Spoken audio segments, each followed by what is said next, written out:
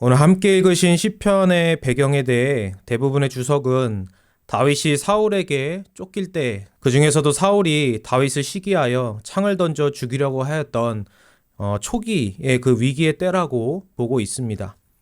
오늘 함께 읽으신 시편은 크게 두 부분으로 나누어 볼 수 있습니다. 먼저 1절에서 3절까지는 원수로 인해 위기 가운데 있는 다윗에게 친구 또는 원수가 그에게 도망가라고 말하는 것이며, 4절에서 7절까지는 다윗의 말로써 비록 자신이 지금 위기 가운데 있지만 하나님의 의로우신 심판을 기대하고 소망하며 하나님께로 피하겠다는 말씀입니다. 먼저 1절부터 보시면 다윗은 여호와께 피하였다라고 말합니다. 여기서 피하다라는 원어에는 신뢰하다라는 의미도 있습니다. 신뢰하기 때문에 피할 수 있고, 신뢰할 수 없다면 피할 수도 없습니다. 이 피하다는 시편 2편 마지막 절에서 여호와께 피하는 모든 사람은 다 복이 있도다 라고 말씀할 때의 그 피하는과 같은 단어입니다. 다윗은 시편 1편과 2편의 말씀처럼 여호와의 율법을 즐거워하여 주야로 묵상하며 여호와 하나님을 경외하고 그의 아들에게 입맞춘 자입니다. 그리하여 사울이 자신을 죽이려 할 때도 그는 자신에게 기름 부으신 여호와 하나님을 신뢰하여 지금 그분께 피하고 있는 것입니다. 그런데 1절 후반부부터 3절까지 누군가가 위기 가운데 있는 다윗에게 도망가라고 말을 합니다. 여기서 말을 하는 사람을 우리는 세 부류로 생각해 볼 수 있습니다. 먼저는 다윗의 친구나 지인입니다. 이 도망하라는 원어에는 동정하는 마음으로 머리를 흔들다에서 유래된 위로하다, 한탄하다라는 의미가 있습니다. 그래서 예를 들어 사울이 다윗을 죽이려 할 때 사무엘상 19장을 보시면 다윗을 사랑했던 요나단이나 아내 미갈이 그에게 피하여 숨어 있으라고 말합니다. 이 밖에도 하나님께서 다윗과 함께 하셔서 온 이스라엘과 유다가 다윗을 사랑하였다고 사무엘상 18장 16절에서도 말씀합니다. 이처럼 다윗을 아꼈던 많은 사람들이 그가 위기 가운데 있을 때 그에게 한 말이라고 볼 수 있는 것입니다. 두 번째는 다윗의 원수입니다. 앞서 말씀드린 도망하라의 원어에는 동정과 관련된 의미뿐만 아니라 경멸하다는 뜻으로 머리를 뒤로 젖히다에서 유래된 비웃다라는 의미도 있습니다. 그래서 예를 들어 사무엘상 22장을 보시면 에돔 사람 도액이 다윗이 노베에 있는 아히멜렉 제사장에게 피하였다는 것을 말하여 사울이 노베 제사장들을 죽인 사건이 일어납니다. 그리고 사무엘상 23장을 보시면 다윗이 십광야 수풀에 있을 때 10사람들이 사울에게 다윗이 어디에 있는지를 알려준 사건도 일어났었습니다. 이처럼 다윗의 원수들이 사울과 같이 다윗을 이유 없이 미워하여 그에게 도망가 보라고 조롱하는 것이라고 생각해 볼 수도 있습니다. 세 번째는 다윗이 자기 자신에게 한 말일 수도 있습니다. 친구나 원수가 한 말로 인해, 아니면 자신의 비참한 처지로 인해 다윗 안에서 일어나는 약한 생각들, 불신앙적인 생각들일 수도 있는 것입니다. 지금 다윗에게 말하는 자가 이 세 부류 중 누구이든 그 내용의 핵심은 위기 가운데 있는 다윗에게 하나님이 아닌 다른 곳으로 도망가라는 것입니다. 1절 후반부와 2절을 보시면 악인이 어두운 곳에서 새 같은 다윗에게 활을 겨누고 있다고 말씀합니다. 악인은 다윗을 죽이려고 활 시위를 이미 당기고 있어서 다윗은 죽음의 위기 가운데 있는데, 그 악인은 어둠 가운데 있기 때문에, 즉 은밀한 곳에서 다윗을 겨루고 있기 때문에 다윗의 입장에서는 자신을 죽이려는 화살이 어느 쪽에서 날아올지 모르는 상황 가운데 있는 것입니다. 죽음의 위협에 완전히 노출되어 있는 것입니다. 그렇기 때문에 1절 후반부에서 다윗을 새와 같다고 하는데, 이는 원수의 위협 앞에서 다윗이 얼마나 약한 존재인지를 말하는 것입니다. 당시 사울은 왕이었고 다윗은 그의 신하였습니다. 사울은 자신의 뜻대로 군대 수천을 동원하여 다윗을 죽이려 쫓아다녔습니다. 그와 반대로 다윗에게는 함께하는 사람이 사무엘상 27장 2절을 보시면 600명 정도였습니다. 600명도 적은 숫자는 아니지만 왕의 군대에 비하면 아무것도 아니었습니다. 사냥꾼 앞에서의 새와 같은 것입니다. 그래서 3절에서는 터가 무너지면 의인이 무엇을 하랴라고 말씀합니다. 여기서 터라는 것은 사회의 질서 또는 국가의 기초적인 질서와 법률을 의미합니다. 즉 사회가 극도로 타락하여 질서와 법이 무너지면 의인이 그러한 상황 가운데서 어떤 힘이 있겠느냐는 것입니다. 의인을 보호해줄 질서와 법이 과연 있겠느냐는 것입니다. 사울은 다윗 한 사람을 잡겠다고 모든 사람을 선동하며 심지어 하나님의 제사장들까지 죽이고 군대를 동원하여 나라 여기저기를 들쑤시고 다녔습니다. 다윗은 사울 왕과 이스라엘 나라를 위해 골리앗을 무찌르고 여러 전쟁에서 승리하며 공을 세운 자였으나 그러한 활약에 합당한 상을 받기는커녕 왕권을 넘본다는 말도 안 되는 오해를 받아 오히려 왕의 원수로 박해를 받으며 이리저리 쫓겨다니는 신세가 된 것입니다. 이스라엘 왕인 사울이 하나님께 불순종하며 하나님의 뜻대로 나라를 다스리지 않고 오히려 하나님께서 기름 부은 자를 죽이려 하며 이유 없이 사람의 생명을 해치려 하는 이와 같은 하나님의 율법에 반대되는 일을 하고 있기 때문에 이스라엘 나라의 질서와 그 율법의 토대가 파괴되고 있는 것입니다. 그러므로 한 나라의 왕이 이렇게 하고 있으니 그러한 상황 가운데서 다윗이 무엇을 할 수 있겠느냐라는 것입니다. 그렇기 때문에 새가 산으로 도망가듯이 다윗에게 도망가라고 말하고 있는 것입니다. 그런데 이러한 위기의 상황 가운데 다윗은 4절을 보시면 자신의 눈을 여호와께로 향합니다. 자신이 처한 언제 죽을지 모르는 위기의 상황, 그로 인해 친구들의 피하라는 권유, 또는 원수의 도망가라는 위협, 또는 내면의 두려움으로 인한 자신의 연약한 생각, 그 모든 것에서 눈을 떼고 이 모든 문제를 해결하실 수 있는 하나님께로 눈을 돌리고 있는 것입니다. 또한 그는 1절 상발적 말씀처럼 눈을 돌리기만 한 것이 아니라 자신이 신뢰하는 여호와 하나님의 품으로 피하였습니다. 7절을 보시면 다윗이 여호와 하나님을 왜 신뢰하는지를 말하는데 여호와 하나님은 의로우신 분이셔서 의로운 일을 좋아하시기 때문입니다. 여기서 하나님께서 의로우시다는 것은 하나님의 속성을 의미합니다.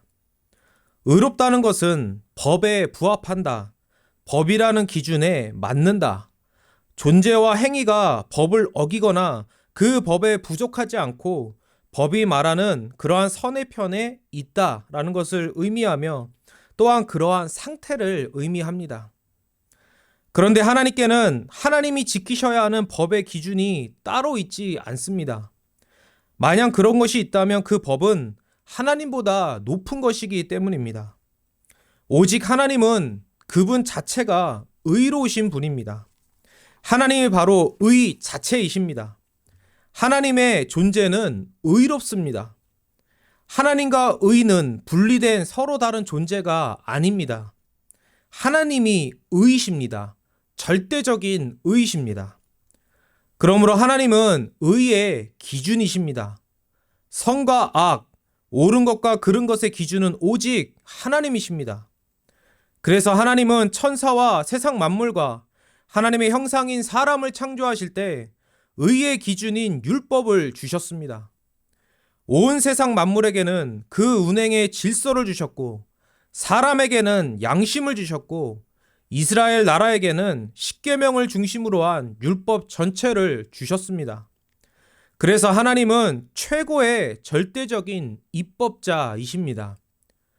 이 질서와 양심과 율법의 핵심은 피조물 각자가 자기의 자리에서 하나님이 부여하신 그 존재의 목적과 역할을 수행하는 것인데 그것은 바로 창조주 하나님을 예배하고 찬양하며 사랑하는 가운데 서로를 사랑하는 것입니다.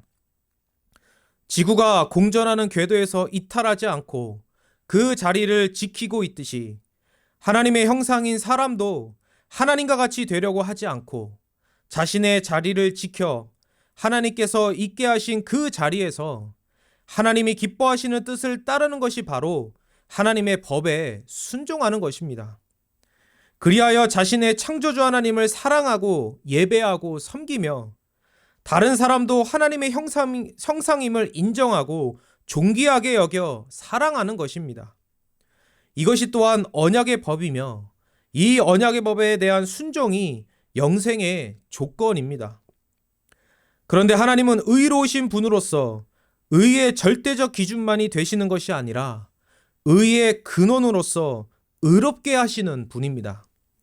그리하여 이 땅에 질서를 주셨고 사람을 하나님의 형상으로 만드사 의로운 존재로서 의를 행할 수 있게 하셨으며 그 의로 성과 거룩을 지키게 하셨습니다. 그런데 아담이 타락하였습니다. 아담은 하나님의 법에 순종하지 않았습니다. 하나님의 법을 어겼습니다. 이것이 죄입니다. 그리하여 불의한 자, 곧 죄인이 되었습니다. 이제는 아담의 신분이 죄인인 것입니다. 이것은 법적인 신분으로서 법을 어긴 자로서 하나님의 심판대에서 공식적으로 선언된 아담의 신분이며 죄로 인해 사망이 들어왔기 때문에 또한 죄인은 사형수입니다. 그리하여 아담 이후 모든 사람은 다 죄인이요 사형수로서 사망의 형벌을 안고 이 땅에 태어나게 되었습니다. 그런데 하나님은 자신의 형상인 사람을 그대로 두지 않으셨습니다. 그들을 의롭게 하시어 처음에 뜻하신 영생의 성취를 이루고자 하셨습니다. 이를 위해 성자 하나님께서 죄 없는 사람으로서 이 땅에 오셨습니다. 그리고 하나님과 사람으로서 예수라는 이름의 뜻을 성취하시기 위해 그리스도로서의 직분을 수행하셨습니다. 예수님은 둘째 아담으로서 은혜 언약의 대표요 머리가 되셨습니다.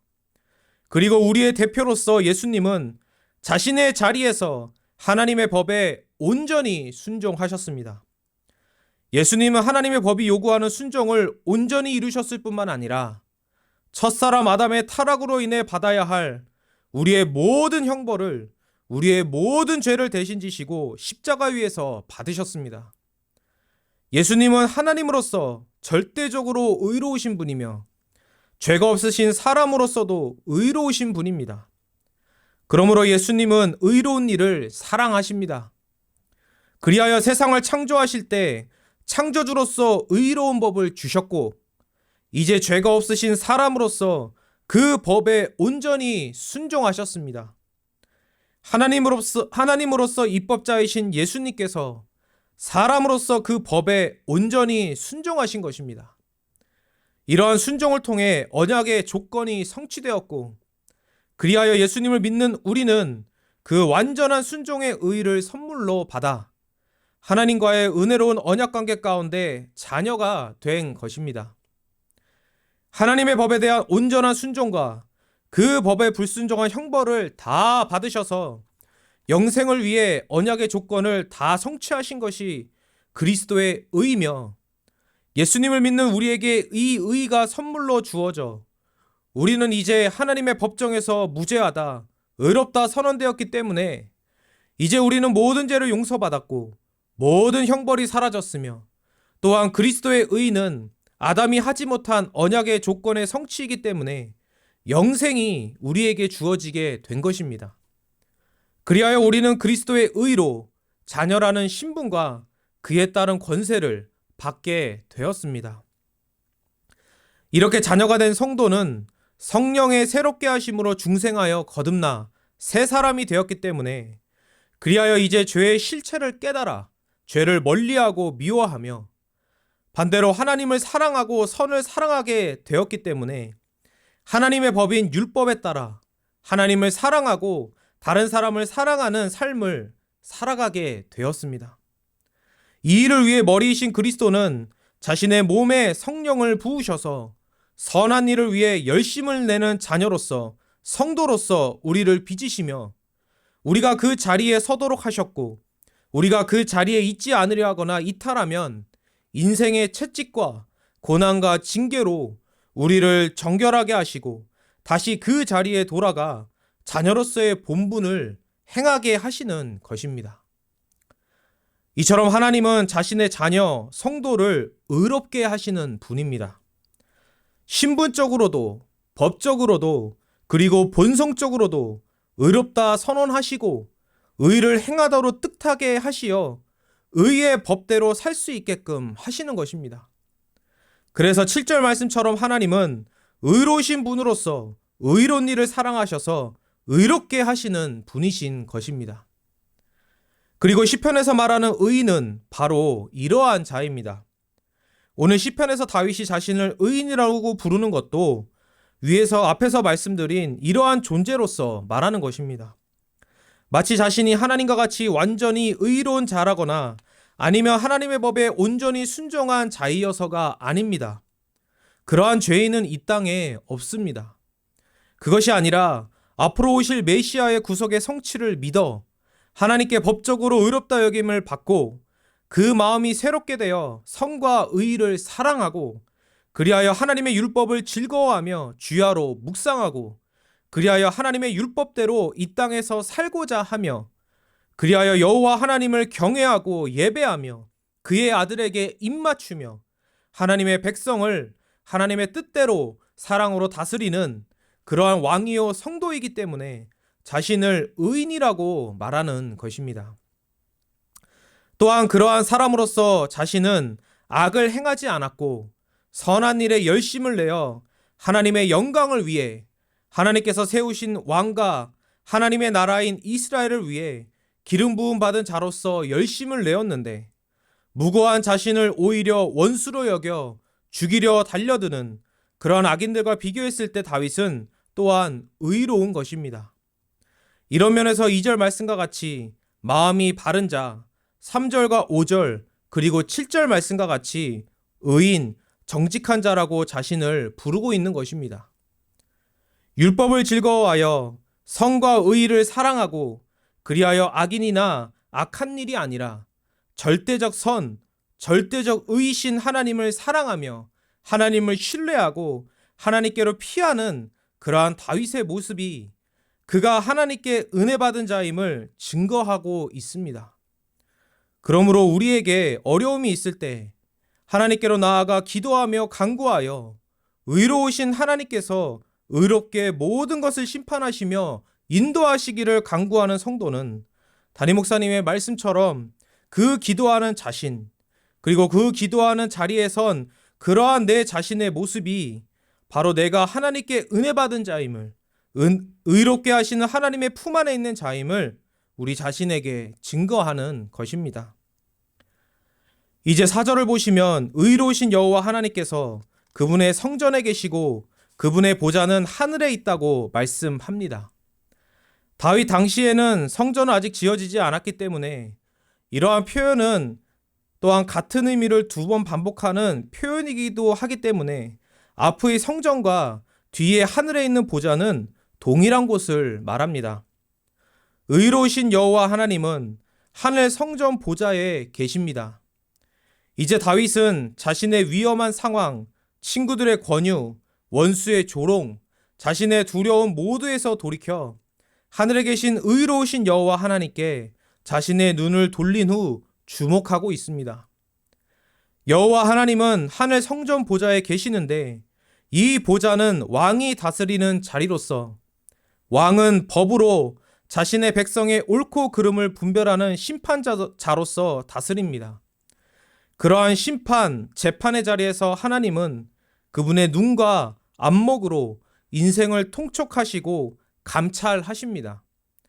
여기서 안목은 눈꺼풀을 의미하는데 앞서 말씀드린 것처럼 여기 눈과 안목도 동일한 의미를 반복하여 표현하는 것이라고 볼 수 있습니다. 그리고 통촉한다는 것은 주시한다는 것을 의미하며 감찰한다는 것은 검사하다, 시험하다, 조사하다, 증명하다는 의미가 있습니다. 즉 왕이신 의로우신 여호와 하나님은 보좌에서 모든 사람과 그들의 삶을 주목하시고 검사 또는 시험하시어 증명하시는 것입니다. 그리하여 5절 말씀처럼 하나님은 의인과 악인을 분류하시는데 의인은 감찰하시고 악인 곧 폭력을 좋아하는 자는 마음에 미워하십니다. 여기서 폭력은 포악과 흉악을 의미합니다. 이것은 곧 하나님과 하나님의 형상인 사람을 미워하여 죽이려고 애쓰는 그러한 성질이라고 볼 수 있습니다. 하나님의 질서를 파괴하여 성과 거룩과 의를 파괴하고 그리하여 인격적 존재를 죽이려고 하는 요한복음 10장 10절의 말씀처럼 도둑질하고 죽이고 멸망시키려 하는 그러한 자가 바로 악인이며 다윗에게는 사울이 지금 그러한 악인인 것입니다. 그리고 악인은 포악과 흉악을 좋아한다고 하는데 여기서 좋아한다는 원어는 7절에서 여호와께서 의로운 일을 좋아하신다라고 할 때 그 좋아한다는 것과 동일한 단어입니다. 즉 불의한 악인은 절대적으로 의로우신 여호와 하나님과 정반대의 것을 좋아하는 것입니다. 악한 것, 죽이는 것을 추구하는 것입니다. 그렇기 때문에 5절 말씀과 같이 선이 아니라 악을, 거룩이 아니라 부패를, 의가 아니라 불의를 끝없이 추구하는 악인을 하나님은 미워하시는 것입니다. 그것도 그분의 마음으로 미워하십니다. 여기서 마음이라는 것은 생명 또는 영혼을 의미하는데 하나님은 영적인 분으로서 생명 그 자체이시기 때문에 그분의 존재 자체와 배치되는 악과 부패와 불의를 싫어하시고 그러한 것을 추구하는 악인을 싫어하신다는 것입니다. 존재적으로 맞지 않다라는 것입니다. 이와 반대로 5절에서 여호와 하나님은 의인을 감찰하십니다. 여기서 의인을 감찰하신다는 것은 두 가지 의미로 생각해 볼 수 있습니다.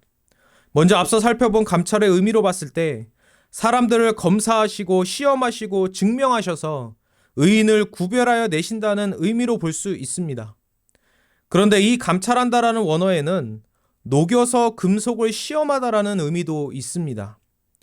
그래서 성경에서 이 단어는 금에서 불순물을 없애는 용광로 작업을 설명하는 일에 사용되기도 합니다. 즉 여호와 하나님은 의인을 주시하시고 계속 지켜보시며 그들을 악인들로부터 구별하여 내시는 분이실 뿐만 아니라 그 의인이 더 성장하고 더욱 의의를 추구하며 선을 사랑할 수 있도록 정금과 같이 단련하는 분이라는 것을 의미하는 것입니다. 그리하여 다윗이 사울에게 쫓기는 그 이유를 알 수 없는 고난 가운데 있을 때도 단지 자신의 처지를 한탄만 하는 것이 아니라 오늘 시편 말씀처럼 그러한 일을 통해 하나님을 바라보고 하나님을 더욱 신뢰하고 그리하여 하나님을 더욱 의지하며 생명을 멸하고자 하는 죄와 악을 미워하고 생명을 살리고 선을 더욱 사랑하는 그러한 의의를 더욱 추구함으로 더욱 거룩하게 빚어지고 이 모든 것의 근원이시며 그리하여 선하고 거룩하고 의롭게 하시는 하나님을 더욱 믿고 의지하고 사랑하게 되는 것이 다윗에게 그리고 성도에게 주어지는 은혜인 것입니다. 그러므로 예수님을 믿는 의인인 성도는 이러한 은혜가 자신에게 주어지기 때문에 비록 고통 가운데 있더라도 낙심하지 않고 오히려 감사하며 하나님께 소망을 둘 수 있는 것입니다. 이제 6절에서는 포악과 흉악을 좋아하는 악인에게 하나님께서 어떻게 갚으시는지, 어떻게 보응하시는지를 말씀합니다. 먼저 하나님은 악인에게 그물을 던지신다라고 말씀합니다. 여기서 그물은 덫을 의미합니다. 그리고 던진다는 것은 원어로 비가 내린다라는 것을 의미합니다. 즉 무엇인가를 잡기 위한 덫이 비와 같이 내리게 하신다는 것은 그 악인이 반드시 하나님의 형벌을 피할 수 없게 된다는 것을 의미합니다. 하나님께서 악인에게 내리시는 피할 수 없는 벌은 불과 유황과 태우는 바람입니다.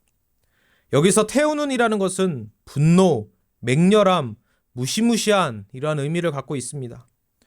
불과 유황과 태우는 바람이 비처럼 쏟아지는 모습을 우리는 소돔과 고모라를 통해서 알 수 있습니다. 창세기 19장 24절을 보시면 여호와께서 하늘 곧 여호와께로부터 유황과 불을 소돔과 고모라에 비같이 내리사라고 말씀하시는데 여기서 비같이 내리사라는 말은 오늘 본문의 6절에 던지시리니와 같은 단어입니다. 하나님은 불과 유황을 하늘에서 비처럼 내리셔서 당시 온갖 끔찍한 죄악으로 가득 찼던 소돔과 고모라를 창세기 19장 25절 말씀처럼 그 성들과 온 들과 성에 거주하는 모든 백성과 땅에 난 것을 다 엎어 멸하셨습니다. 그 모습을 아브라함이 봤을 때 28절에서 연기가 옹기가마의 연기같이 치솟았음을 보았더라 라고 말씀하는데, 여기 옹기가마는 용광로를 의미합니다. 즉 옹기가마 같은 연기가 치솟았다는 것은 그 연기의 발원지인 소돔과 고모라는 옹기가마와 같이, 용광로와 같이 수천 도의 불과 요항으로 완전히 초토화되었다는 것을 알려줍니다. 이것이 바로 악인의 잔의 소독입니다. 여기서 잔이라는 것은 사람이 반드시 마셔야 하는 것을 의미하는데, 결국에 반드시 되어질 일을 의미한다고 볼 수 있습니다. 즉 악인은 이러한 진노의 잔, 하나님의 그 무서운 심판의 형벌을 반드시 받게 된다는 것을 의미하는 것입니다. 이러한 내용은 또한 요한계시록에서도 강조되는 말씀입니다. 이러한 모든 일을 통해 다윗은 7절 말씀과 같이 하나님은 의로우시고 그리하여 의로운 일을 행하신다는 하나님을 아는 이러한 생명의 지식을 고백하며, 그러므로 하나님께 구원을 받아 의롭다 여김을 받고 의를 추구하며 선을 사랑하게 된 정직한 자, 곧 의로운 자는 하나님의 얼굴을 뵐 것이라고 말합니다. 하나님의 얼굴을 본다는 것은 고난 가운데서 하나님이 누구신지를 알고 그리하여 그 위기와 고난에서 구원을 받음을 의미한다고 볼 수 있습니다.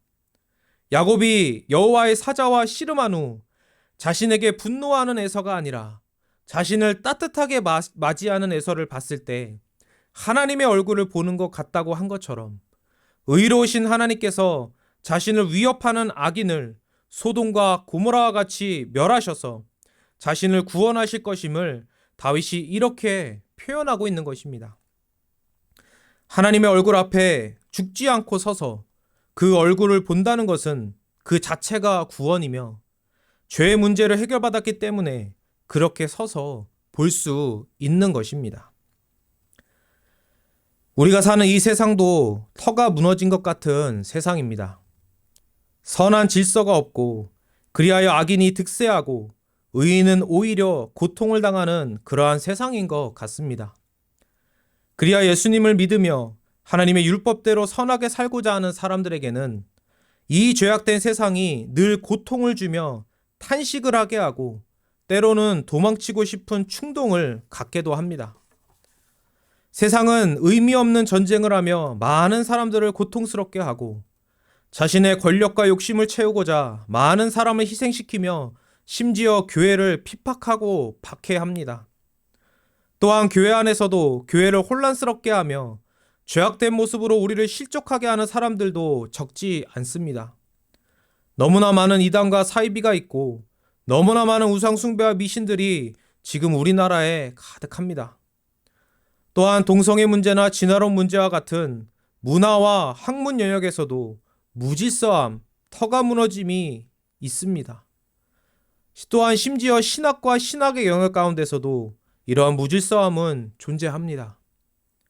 이러한 무질서 가운데 선한 질서가 붕괴되고 각자의 소견에 오른 대로 자신의 기준에 따라 살고자 하는 이 세상에서 의인을 지켜줄 질서와 법, 예수님을 믿는 우리를 지켜줄 수 있는 그러한 질서와 법이 없는 것 같은 때도 있습니다.